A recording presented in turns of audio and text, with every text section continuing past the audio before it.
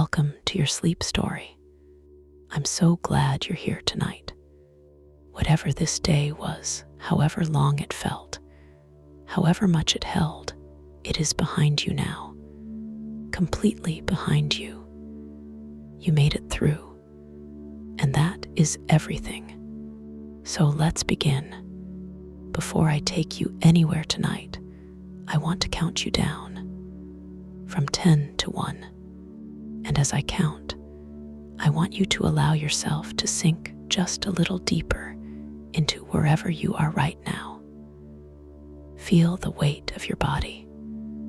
Feel what is beneath you, holding you. And with each number, just let go a little more. 10. Allow your eyes to close. Gently, completely. There is nothing you need to see right now. 9. Feel your shoulders and let them drop as far as they want to go. 8. A slow breath in through the nose. 7. And all the way out. 6. Your hands. Feel them opening. Whatever you've been holding today, you can put it down now. 5. Your jaw is soft. Your face is soft. 4. Your legs are heavy, warm. 3. You're drifting, not asleep yet, but moving that way. 2. The day is behind you, completely and entirely behind you. 1. And now, tonight's sleep story, the relaxation.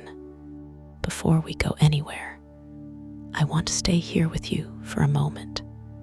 Just here, just now, because this moment, this exact moment right now, where you are lying in the quiet, deserves a little attention, a little kindness. Take a breath in for me, from the very bottom of the belly. Good, and let it go. And as you breathe out, I want you to imagine that everything you were carrying today, every worry, every unfinished thought, every heavy thing is just leaving with that breath, just drifting away. You don't have to solve anything tonight. You don't have to figure anything out. You don't have to be anything other than exactly what you are right now. A person who deserves rest. A person who deserves sleep. Because you do. You really do. Whatever happened today, whatever was hard, whatever felt heavy, you made it through. You are here. And that is enough. That is more than enough. You are safe. And you are here. Bring your awareness gently to your feet now. Just notice them and allow them to soften. The toes uncurling, the arches releasing.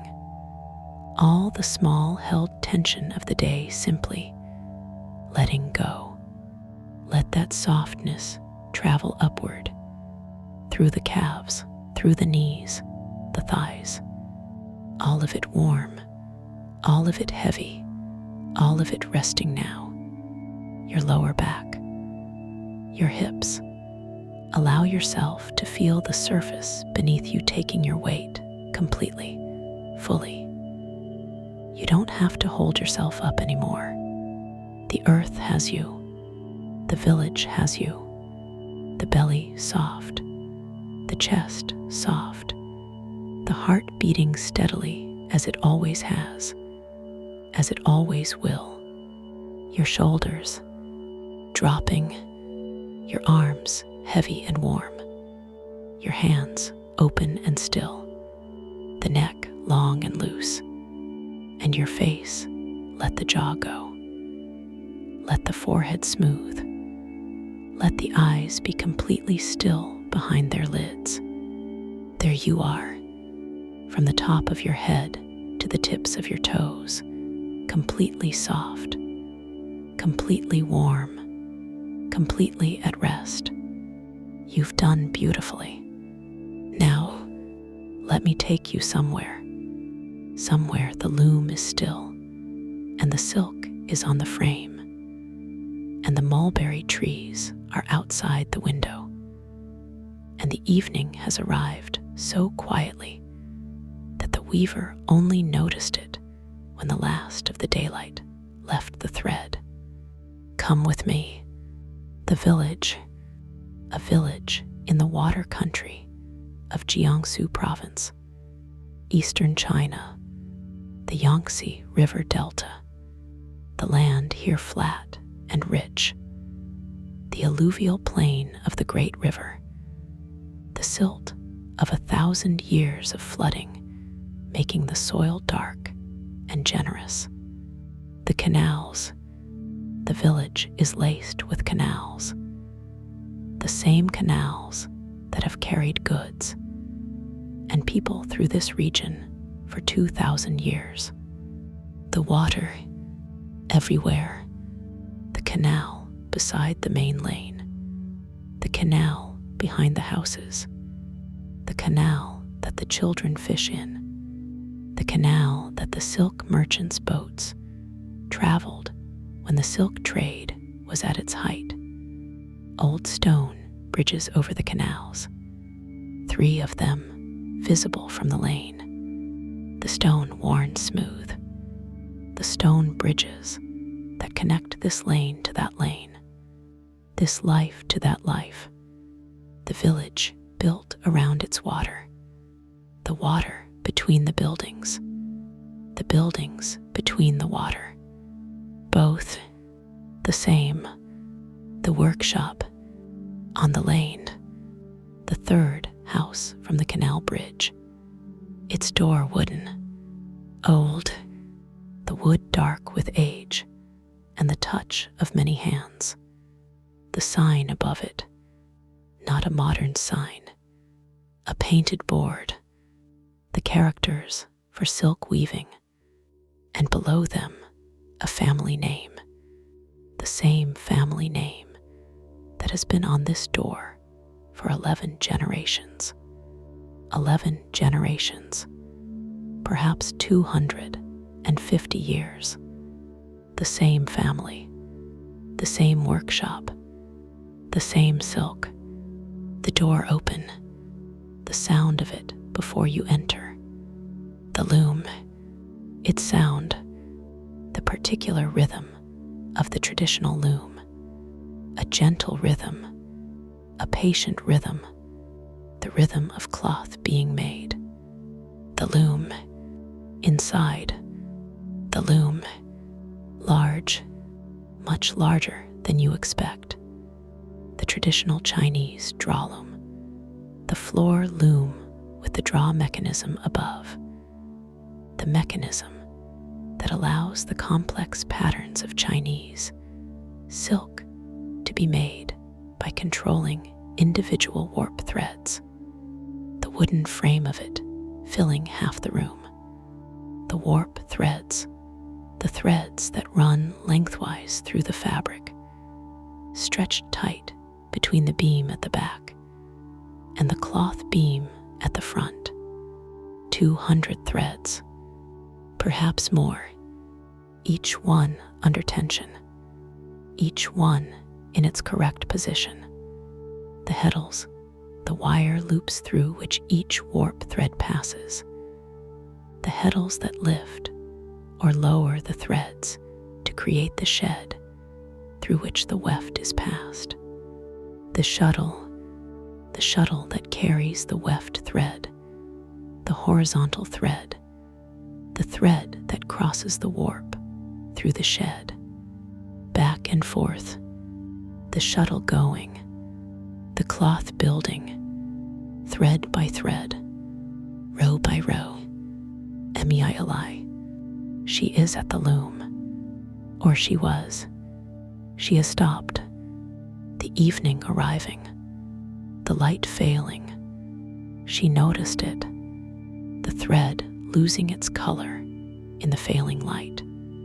The silk loses its color before the eye does. The silk requires direct light for its colors to show fully. And when the light goes, the silk goes first, the subtle sheen of it becoming just a pale thread in the dusk. She stopped. Her name is Meili. She is 57 years old. She has been weaving silk for 34 years. She learned from her mother. Her mother learned from her grandmother.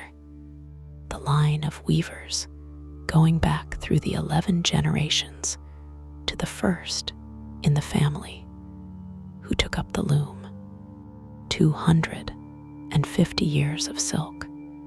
In these hands, her hands, we have noticed hands throughout these stories. Miriam's hands from the clay, Edmund's hands from the mill, Thomas's hands from the tiller, Meili's hands, the hands of a silk weaver. Not rough. Silk requires smooth hands. The silk catches on anything rough, a callus, a hangnail, a roughened fingertip. The silk will catch and pull and ruin the thread. Meili has kept her hands smooth all her working life, not from vanity, from necessity, the silk requiring it, but smooth in a particular way. The smoothness of hands that have handled silk for 34 years. A smoothness that has texture, that has the subtle quality of skin, that has worked with the finest thread in the world for a lifetime. She runs her fingers along the weft now, the last row she wove before the light went, feeling the thread, checking what her eyes cannot verify in the failing light.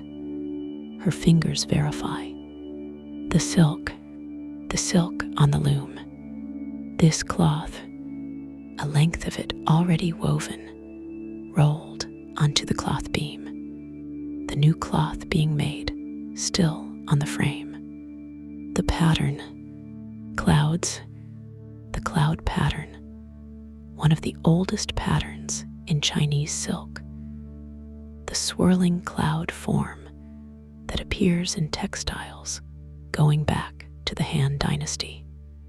2,000 years of clouds.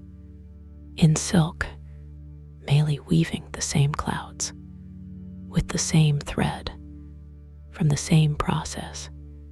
2,000 years. The same clouds. The mulberry outside the workshop window. The mulberry tree. Morris alba. The white mulberry. The tree whose leaves feed the silkworm. The tree without which there is no silk. This tree old, its trunk thick, the bark of it gray and deeply ridged.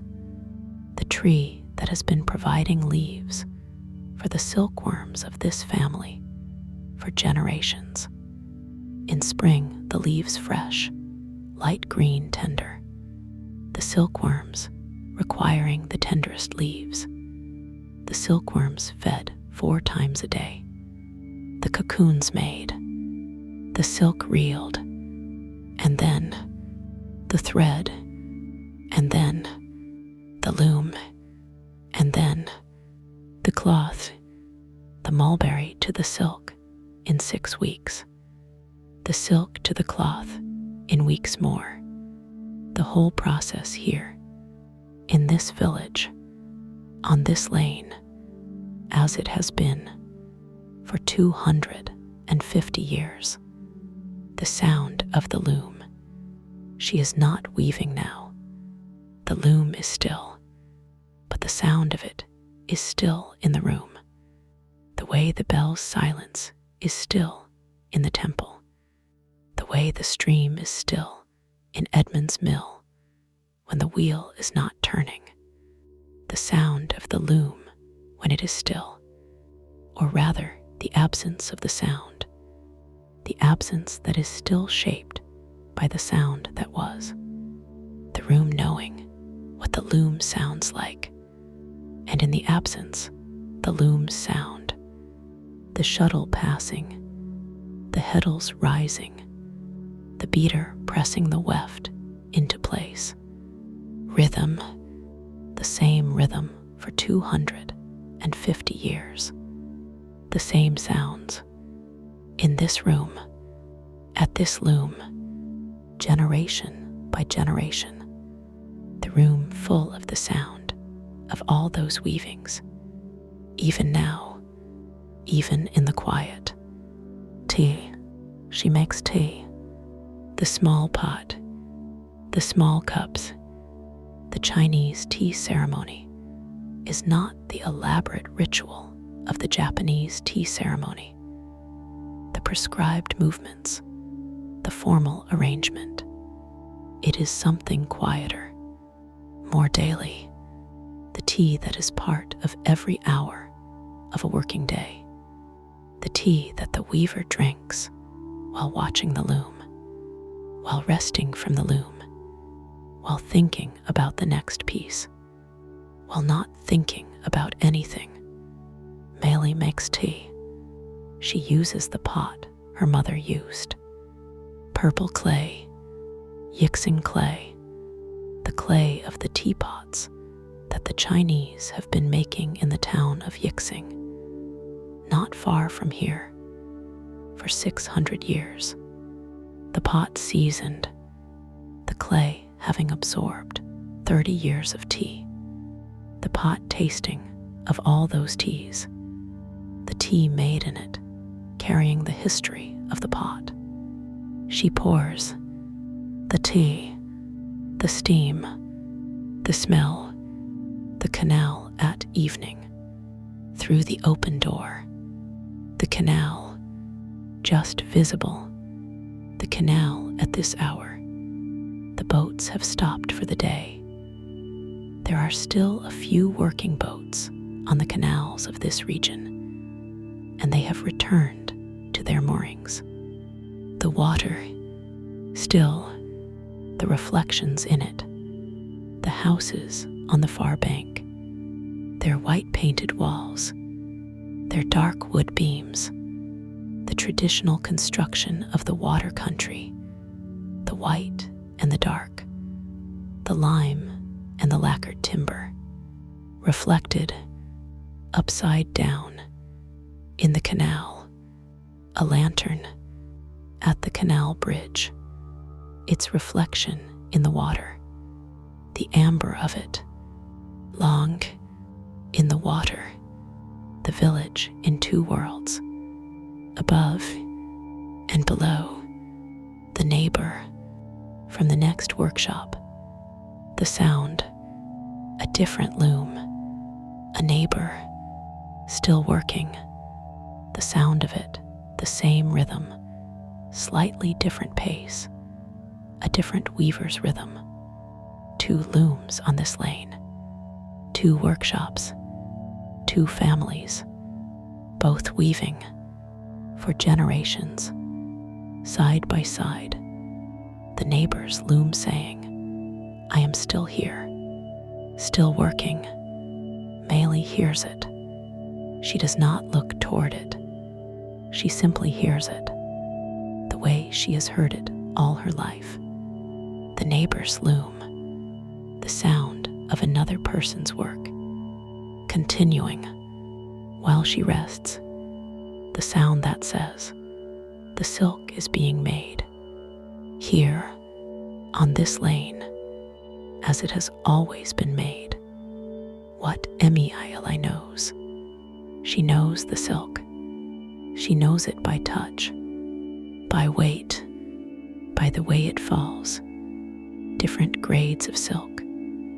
The heavy silk of the brocade, the light silk of the gauze, the middle weights of the plain weaves. She knows them by holding a length of cloth in her hands. She knows the thread, the thickness of the thread from this spinner, and the thickness from that one, the consistency that the silk requires, Uneven thread makes uneven cloth. She knows the pattern, the cloud pattern she is weaving now. She has been making it for 20 years. She knows every step, every lift and every lower, every throw of the shuttle. She could weave it in her sleep. She has dreamed it, the pattern appearing in her dreams as she weaves. She knows the loom, its particular personality, the heddle that sticks slightly in humid weather, the shuttle that runs faster on the right than on the left, an asymmetry she has compensated for automatically for decades. The tension of the warp.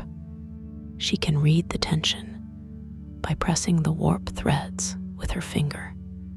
Too tight, too loose, just right. She knows.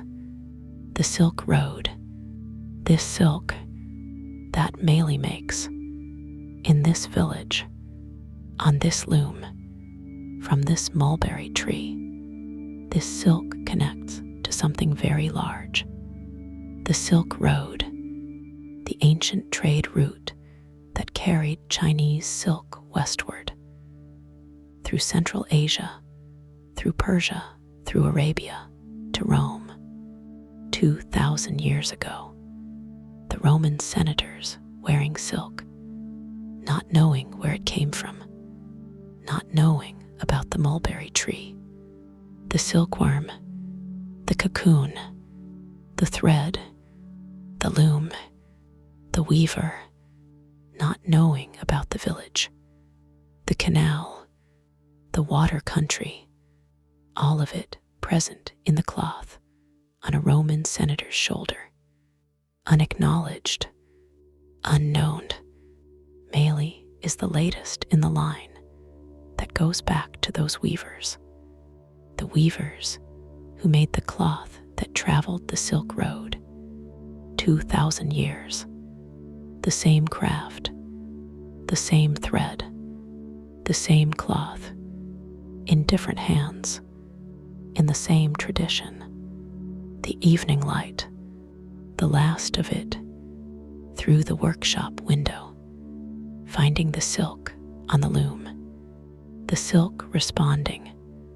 The silk always responds to light, the silk that responds like nothing else. The sheen of it, the particular optical property of silk, the triangular prism structure of the silk fiber, catching and reflecting light differently at different angles. The shimmer, the luster, the play of light on silk, even in the fading evening light.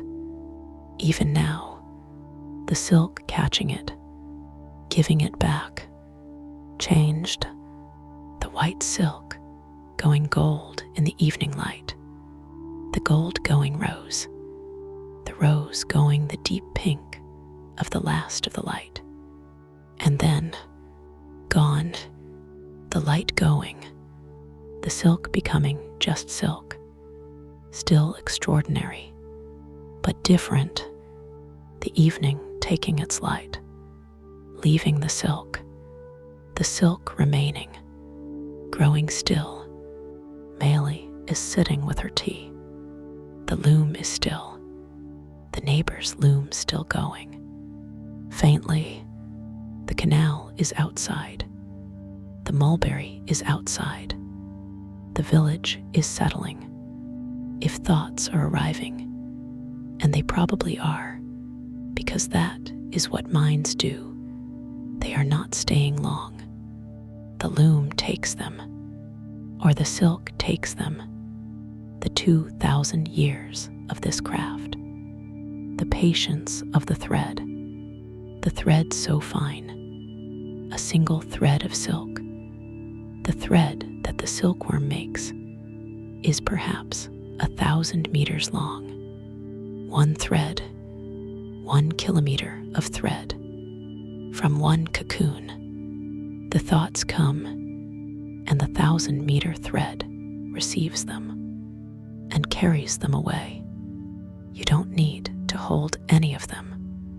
Just the workshop, just the loom, just the silk, just the tea in the mixing pot, just the canal outside, just the two worlds, the village above and the village below. Peace lives in this workshop, in the loom and the mulberry, and the 11 generations and Mayli's 34 years of making clouds in silk. Tonight it is yours. Good night. You are doing so beautifully. The day is done. You came to the workshop tonight. The loom was still when you arrived. The light had taken the color from the thread. Mayli made tea in her mother's pot. You heard the neighbor's loom through the wall. The canal showed the village in two worlds. The silk on the loom caught the last of the light and made it gold. The workshop received you, as silk workshops have received people for 2,000 years, with the loom and the thread, and the patience that the making of cloth in this way requires. Carry it with you on the fast days, the days when everything is instant and everything is provisional, and nothing takes the time it should. Remember the silk. Remember that the cloth in the loom began as a cocoon on a mulberry tree, that the thread is 1,000 meters from one small creature, that the pattern has been made the same way for 2,000 years. The good things take the time they take. Always. You know the way here now. But tonight, you are already here. The loom is still. The silk is on the frame. The canal is outside. Sleep now, deeply, completely. You deserve every silk soft, loom still, canal dark, mulberry old, thread fine moment of this rest. Every single one. Good night. Sleep well. The workshop through the night. The loom at night. The loom at night. Still, the warp threads under tension. 200 threads. Stretched. Patient.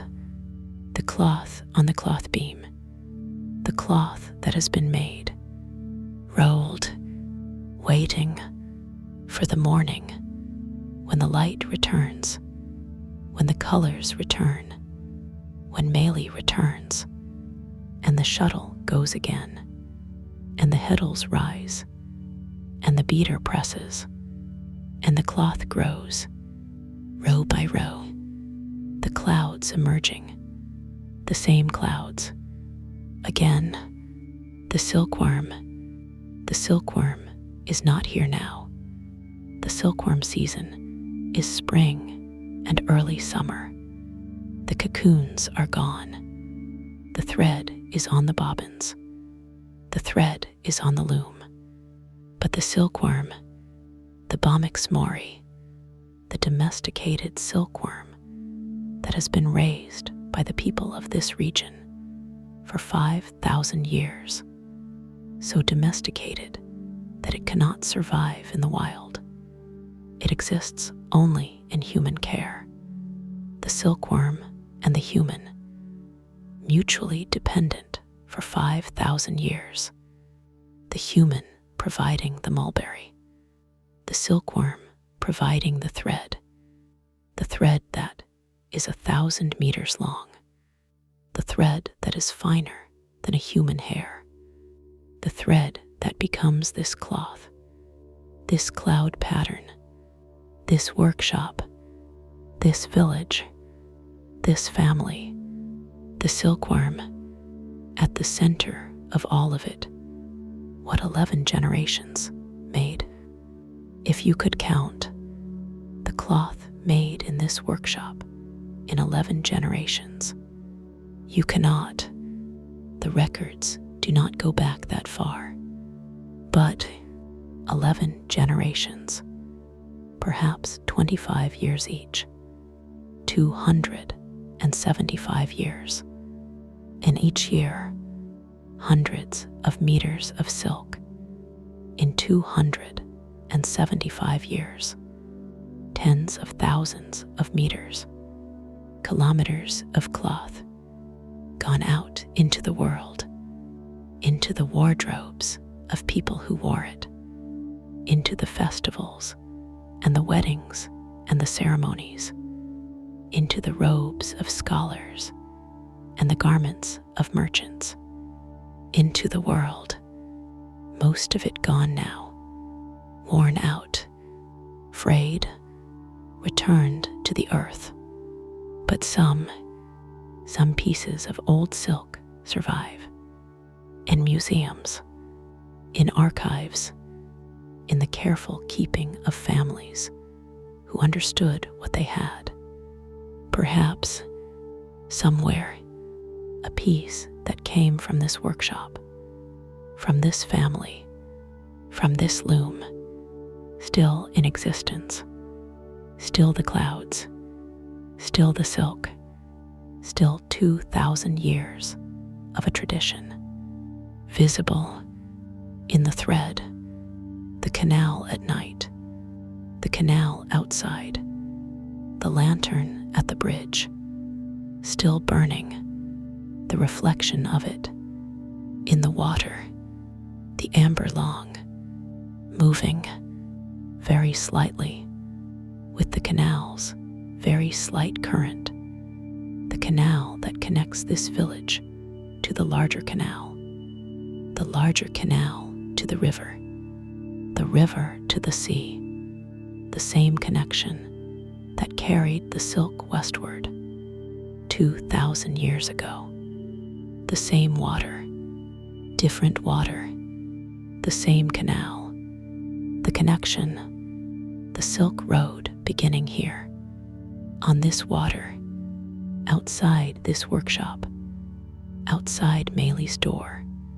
What the thread carries, the silk thread from the cocoon, is a single protein filament. The silkworm producing this filament, called fibroin, from glands in its body, spinning it around itself. The cocoon, the filament continuous, one thread, 1,000 meters. When the thread is reeled, unwound from the cocoon, it carries nothing that the worm intended.